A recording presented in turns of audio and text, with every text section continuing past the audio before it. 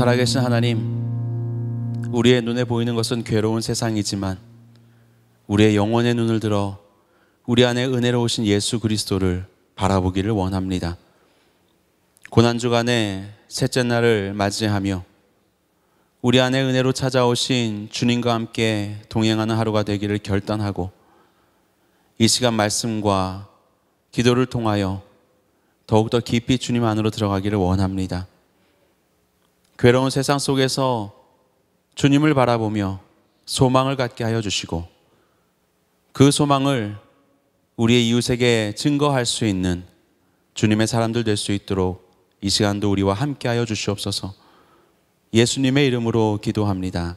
아멘. 오늘 함께 나눌 하나님 말씀은 고린도전서 15장입니다. 신약성경 282면에 있습니다. 고린도전서 15장 20절에서 22절까지입니다. 고린도전서 15장 20절에서 22절까지 함께 한 목소리로 합독하겠습니다. 그러나 이제 그리스도께서 죽은 자 가운데서 다시 살아나사 잠자는 자들의 첫 열매가 되셨도다. 사망이 한 사람으로 말미암았으니 죽은 자의 부활도 한 사람으로 말미암는도다. 아담 안에서 모든 사람이 죽은 것 같이 그리스도 안에서 모든 사람이 삶을 얻으리라. 아멘. 세계 4대 문명 발생지라고 우리가 고등학교 때 공부를 한 기억이 나실 것입니다. 우리가 잘 알고 있는 것처럼 중국의 황하강에 황하 문명이 있었습니다. 그리고 인더스강에 인더스 문명이 있었고, 그리고 티그리스 강과 유프라테스 강 사이에 메소포타미아 문명이 있었습니다. 그리고 이집트의 나일강에 나일강 이집트 문명이 생겨나게 되었습니다. 아무래도 강이 있다 보니까 농경을 할 수 있는 물을 공급받을 수 있고 그리고 교통으로 수로를 이용할 수 있는 장점이 있어서 사람들이 모이고 생활을 하고 그리고 문명이 시작이 되었을 것입니다. 성경에도 보면 강이 등장을 합니다. 하나님께서 세상을 창조하실 때 에덴 동산에 강을 두셨습니다. 창세기 2장 10절을 제가 읽겠습니다. 강이 에덴에서 흘러나와 동산을 적시고 거기서부터 갈라져 네 근원이 되었으니. 에덴에 한 줄기의 강이 있었고 그리고 그 줄기가 에덴을 지나서 네 개의 줄기로 나누어지는 그런 말씀을 말씀하고 있습니다. 고대 근동의 사람들은 강이라는 것은 그저 물이 아니라 생명의 근원이라고 보았습니다. 그렇기 때문에 여기에서 말씀하시는 에덴에서 발원한 이 한 줄기의 강, 그것은 생명의 근원이고 곧 하나님이시다라고 우리는 볼 수 있을 것입니다. 문명의 발생의 힘은 강, 물에 있지요. 그리고 에덴 동산도 그렇게 생명의 근원으로서의 하나님, 그리고 그로부터 발원하는 네 가지의 강을 말씀을 하고 있습니다. 그런데 성경에서의 하나님의 일은 조금 다릅니다.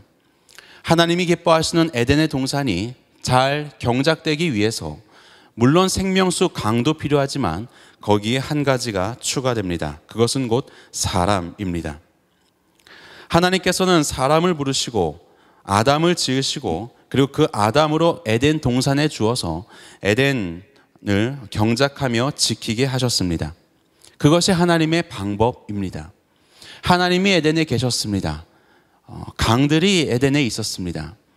그리고 그 에덴을 경작하는 아담이 있었습니다. 그런데 아담은 타락을 하게 되지요. 하나님이 계시고 생명수 강이 있어도 아담이 타락하자 에덴도 망가지게 됩니다.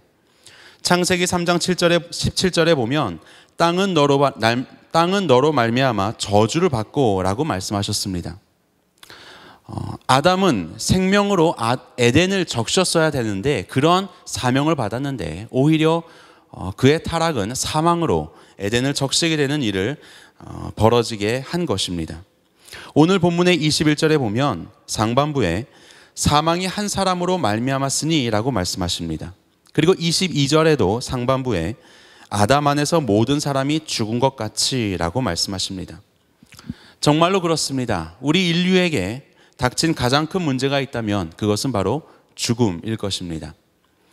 그래서 온갖 의학 기술과 생명공학 기술과 IT 기술들이 오늘날도 생명 연장을 위해서 많은 돈을 쏟아붓고 있습니다. 어떤 학자들은 역노화를 개발을 하여서 200살까지도, 또 어떤 이들은 500살까지도 사람의 수명을 연장할 수 있다라고 그렇게 이야기하기도 합니다.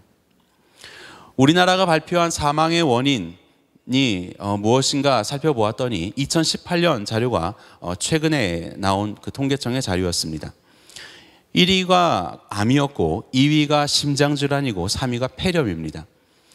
이 세 가지가 우리의 사망의 원인의 45%를 차지하였습니다. 그러고 보면은 이 세 가지를 우리가 기술적으로 정복한다면 그것이 유전자 치료가 됐든 아니면 뭐 다른 치료가 됐든 그것을 정복한다면 우리나라의 수명, 사람들의 평균 수명은 확실히 늘어날 수는 있을 것입니다. 하지만 그것은 죽음을 연장하는 것이지 죽음을 정복하는 것은 아닙니다. 질병 외의 사망 원인이 무엇인지 통계청의 동일한 자료를 살펴보니까 부동의 1위는 자살이었습니다. 그것은 10대부터 70대까지 모두 1위로 자리하고 있었던 항목입니다. 특별히 10대에서 30대, 곧 10살에서 39살까지의 사람들, 그 사람들은 질병 외의 사망 원인으로서의 자살의 비중이 35%에서 49%에 이르렀습니다.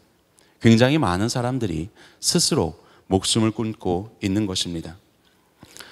우리의 생물학적인 생명을 연장할 수 있는 기술이 개발된다고 하지만 이런 과학기술의 발달 속에서 사람의 생명은 오히려 서로 소외되고 단절되고 마음의 아픔과 죽음 속으로 우리는 어쩌면 그런 죽음을 정복하지 못하고 계속해서 과학의 기술로 해결하지 못하는 죽음과 함께 살아가고 있는지는 모르겠습니다. 그래서 우리가 생명이 연장된다면 아마도 더 많은 자살의 일들이 안타까운 우리의 주변의 많은 일들로 벌어지게 되지 않을까 생각이 듭니다. 이런 에덴의 사망으로 인한 에덴의 망가진 그 범죄로 인한 망가진 모습이 오늘날에도 재현이 되고 있습니다. 왜 이렇게 에덴의 모습이 오늘날에도 동일하게 재현이 되고 있는 것일까요? 그것은 바로 오늘날의 사람들, 바로 우리가 아담과 연합한 자가 되었기 때문입니다.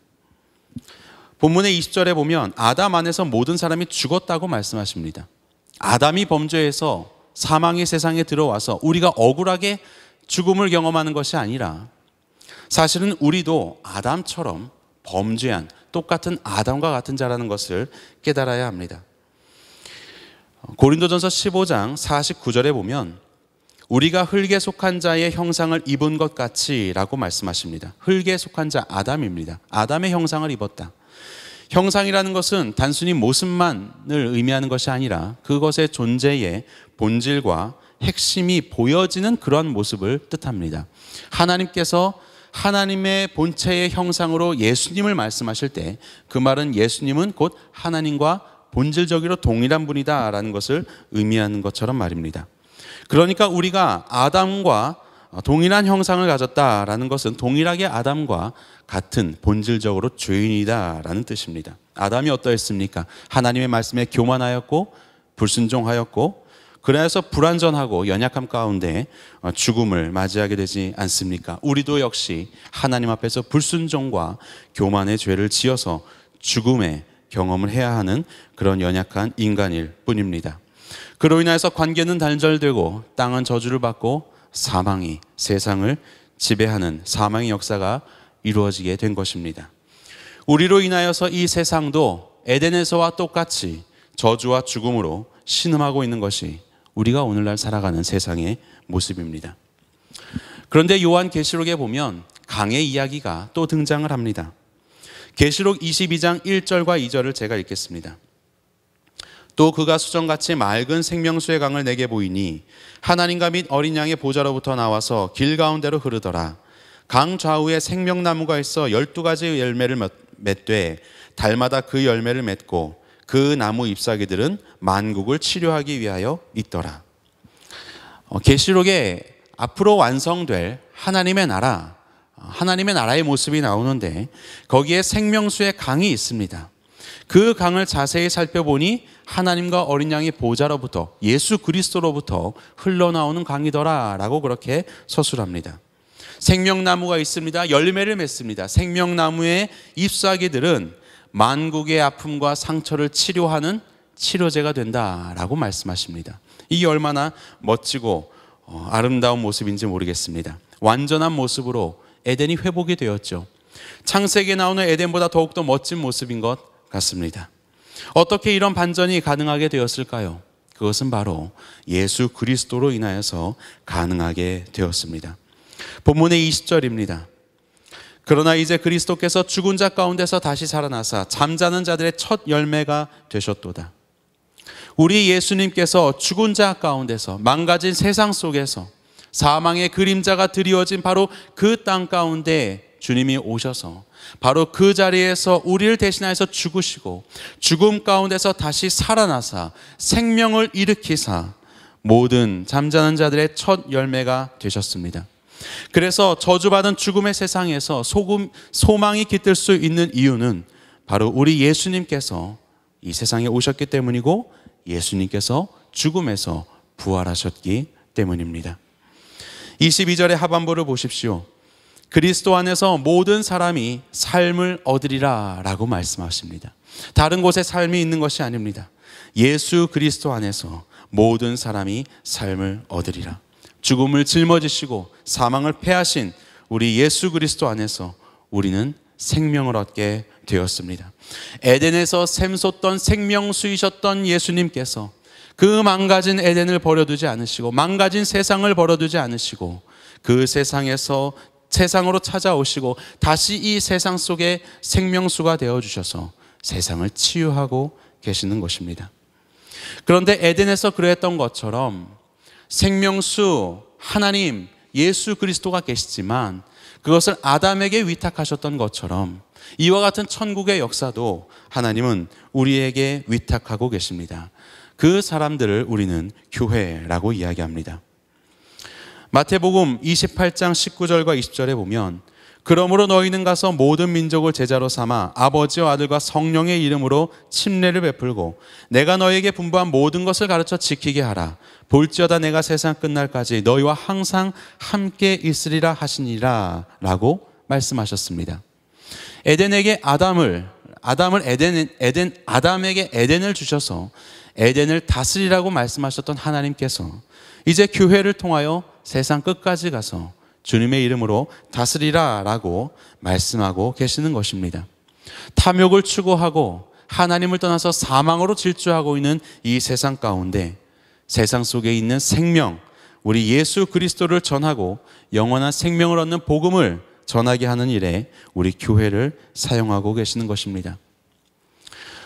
바로 이러한 세상 속에서 우리 교회가 우리의 사명을 올바로 감당하지 못한다면 어떻게 될까요? 그것은 아마도 창세기에 나왔던 것처럼 하나님이 계시고 생수의 강이 있었지만 아담이 자신의 역할을 감당하지 못할 때 에덴이 망가지게 된 것처럼 에덴을 잃어버리게 된 것처럼 오늘날도 하나님이 계시고 예수 그리스도의 생수의 강이 계시지만 우리 교회가 제 역할을 감당하지 못하면 세상은 여전히 신음하며 망가져 갈 것입니다. 어떻게 해야 우리 교회가 우리 성도가 우리에게 주신 이 사명을 잘 감당할 수 있겠습니까? 그것은 오늘 설교의 제목입니다. 예수님과 함께 연합해야 합니다. 예수님과 연합하여서 주님이 기뻐하시는 사명을 감당하는 것만이 세상을 회복시키는 우리가 마땅히 살아야 할 모습입니다. 22절에 보면 아담 안에서 모든 사람이 죽은 것 같이 그리스도 안에서 모든 사람이 삶을 얻으리라 말씀하셨습니다. 여기서 같다, 같이라고 하는 말은 동일한 방식이다라는 뜻입니다. 아담 안에서 우리는 죽었습니다. 왜냐하면 아담의 형상을 입었기 때문에 그렇습니다. 49절에 보니까 흙에 속한 자의 형상을 입은 것 같이 아담이 죽었고 아담과 똑같은 형상으로 우리가 살아서 우리도 죽었습니다. 그런데 그와 같은 원리로 어떻게 그리스도 안에서 모든 사람이 삶을 얻을 수 있느냐? 우리가 그리스도의 형상을 이루면 되는 것입니다. 그래서 갈라디아서 4장 19절에 보면 바울이 이렇게 이야기합니다. 나의 자녀들아, 너희 속에 그리스도의 형상을 이루기까지 다시 너희를 위하여 해산하는 수고를 하노니. 예수님의 형상은 무엇입니까? 예수님의 존재의 본질과 핵심이 드러나는 모습이겠지요. 하나님이 주인된 삶을 사셨습니다.